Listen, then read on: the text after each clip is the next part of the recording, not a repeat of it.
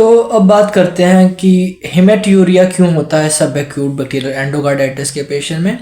तो हेमेट्यूरिया क्यों होता है सब एक्यूट बैक्टीरियल एंडोकार्डाइटिस के पेशेंट्स में? इनमें क्या होता है कि एक इम्यून कॉम्प्लेक्सेस होते हैं वो किडनी में डिपॉजिट हो जाते हैं, जिसकी वजह से क्या होता है कि उनमें ऑटोइम्यून इन्फ्लेमेशन होती है किडनी में, जिसे हम कहते हैं ऑटोइम्यून नेफ्राइटिस। सो ऑटोइम्यून नेफ्राइटिस की वजह से इनमें हेमेट्यूरिया देखने को मिलता है, यानी कि ब्लड आता है यूरिन में इन सब एक्यूट बैक्टीरियल एंडोकार्डाइटिस के केस में। इसके अलावा क्या होता है कि इन्फॉक्शन भी हो जाता है किडनी में, वो भी एक रीज़न रहता है जिसकी वजह से इनमें हेमेट्यूरिया होता है। हेमेट्यूरिया का रीज़न एक तो ऑटोइम्यून नेफ्राइटिस, दूसरा इसमें इन्फॉक्शन होता है किडनी का।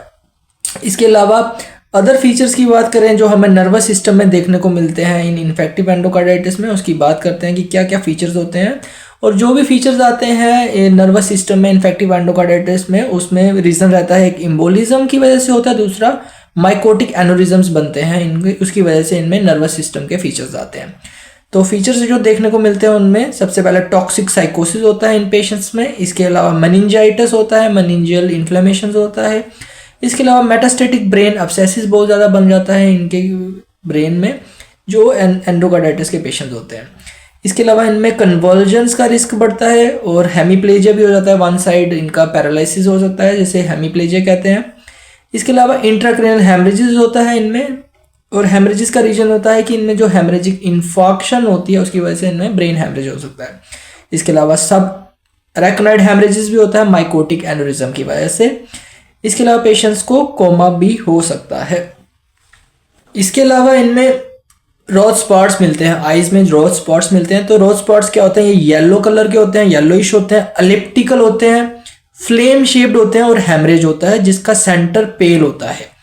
ये रेटिना में देखने को मिलते हैं। तो येलो एलिप्टिकल फ्लेम शेप्ड जो हेमरेजेस होती हैं जिसका सेंटर पेल होता है वो रेटिना में देखने को मिलते हैं, उसे हम रोज स्पॉट्स कहते हैं। और ये हमें ऑप्थेल्मोस्कोपी में देखने को मिलेगा रोज स्पॉट्स। और ये रोज स्पॉट्स होने का रीजन होता है deposition of circulating immune complexes जो होते हैं वो डिपॉजिट हो जाते हैं रेटिना में, जिसकी वजह से हमें रोज स्पॉट्स मिलते हैं। अदर कॉजेज रोज स्पॉट्स की बात करें तो इसमें एप्लास्टिक एनीमिया आता है, लुकीमिया आता है, स्कर्वी आता है, डिस्प्रोटीनीमिया आता है और HIV रेटिनोपैथी। तो रोज स्पॉट्स के रीजंस में एप्लास्टिक एनीमिया, ल्यूकीमिया, स्कर्वी, डिस्प्रोटीनीमिया और HIV रेटिनोपैथी भी होता है। अब बात करते हैं कि राइट साइडेड एंडोकार्डाइटिस के बारे में। तो जो राइट साइडेड एंडोकार्डाइटिस होता है उसका कॉमनेस्ट ऑर्गेनिज्म होता है स्टैफ ऑरियस। ये मेनली इफेक्ट करता है ट्राइकस्पिड वेल्व को और रेयरली पल्मोनरी वेल्व को। ये कॉमन होता है ड्रग एडिक्ट्स में और पेशेंट जो रिसीव करते हैं सेंट्रल वीनस कैथेटर्स उनमें भी देखने को मिलता है राइट साइडेड एंडोकार्डाइटिस। इसका प्रोग्नोसिस रिलेटिवली बेटर होता है। सिस्टमिक एम्बोलिज्म इसमें रेयर होता है। हाउएवर पल्मोनरी इन्फॉक्शन और इन्फॉक्शंस आर नॉट अनकॉमन। तो इन्फेक्शन पल्मोनरी और पल्मोनरी इन्फॉक्शंस होने के हो सकता है, but systemic embolism is very rare in right sided endocarditis. अब क्लिनिकल फीचर्स की बात करते हैं जो इन्फेक्टिव एंडोकार्डाइटिस में होते हैं। ये दो तरह का क्लिनिकल स्पेक्ट्रम होता है। We are talking about clinical spectrum of infective endocarditis. तो दो तरह का होता है, एक होता है एक्यूट बैक्टीरियल एंडोकार्डाइटिस एंड दूसरा होता है सब एक्यूट बैक्टीरियल एंडोकार्डाइटिस। तो सब एक्यूट बैक्टीरियल एंडोकार्डाइटिस जो होता है सबसे पहले उसकी बात करते हैं। ये लेस वेरुलेंट ऑर्गेनिज्म से होता है और इसका कोर्स जो होता है वो इंडोलेंट कोर्स होता है।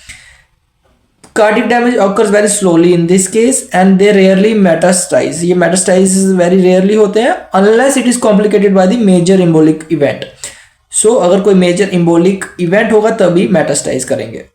इसमें organisms कौन कौन से होते हैं जो सब एक्यूट वेराइटी का एंडोकार्डाइटिस करते हैं? इसमें सबसे पहले स्ट्रेप्टोकोकाई वेरिडियंस आता है जो कॉमनेस्ट होता है। इसके अलावा स्टेफाइलोकोकाई, इसके अलावा हैसक ग्रुप होता है, हैसक ग्रुप। इनमें हैसक ग्रुप जो सब एक्यूट बैक्टीरियल एंडोकार्डाइटिस करते हैं इसमें आता है हमारे पास हीमोफिलस, एसिटिनोबैसिलस, कार्डियोबैक्टीरियम, इक्निला एंड किंगिनीला। इसके अलावा फंगस होता है कैंडिडा और रिक्शिया भी कर सकता है सब एक्यूट वेराइटी का एंडोकार्डाइटिस। सब acute bacterial endocarditis affects a patient who is suffering from either rheumatic heart disease or congenital heart disease or has undergone some sort of cardiac surgery जैसे कि वेल्वोटमी या फिर प्रोस्थेसिस। सो ये उन पेशेंट्स में होता है जिनको आइदर रोमैटिक हार्ट डिजीज हो, कंजेनाइटल हार्ट डिजीज हो या some kind of surgery cardiac surgery like valvotomy or prosthesis.